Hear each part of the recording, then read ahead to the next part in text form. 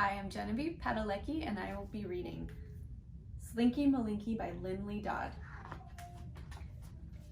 Slinky Malinki was blacker than black, a stalking and lurking adventurous cat. He had bright yellow eyes, a warbling wail, and a kink at the end of his very long tail.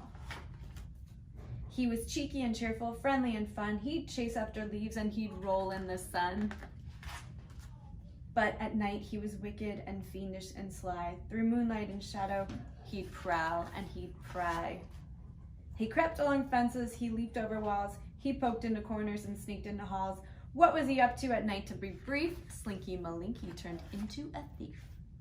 All over town, from basket and bowl, he pilfered and pillaged. He snitched and he stole slippers and sausages, biscuits, balloons, brushes and bandages, pencils and spoons.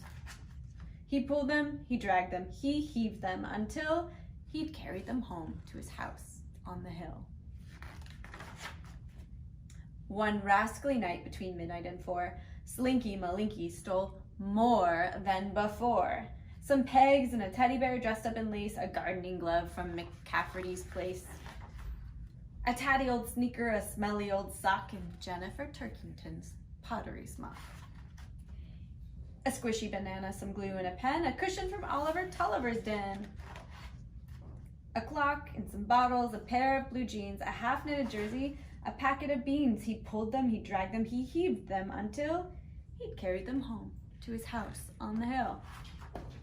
Then Slinky Malinki, rapscallion cat, piled them up high in a heap on the mat. The glue toppled over and gummed up the pegs, the jersey unraveled and tangled his legs. He tripped on the bottles and slipped on the sock. He tipped over sideways and set off the clock. Crash went the bottles. Beep, beep went the clock. Roo, roo, roo, roo went the dog on the block. On went the lights and bang went the door, and out came the family. 1, 2, 3, 4.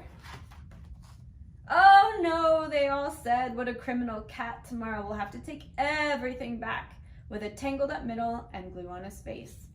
Slinky Malinki was deep in disgrace. Never again did he answer the call, when moon shadows danced over garden and wall, when whispers of wickedness stirred in his head. He adjusted his whiskers, and he stayed home instead. The end.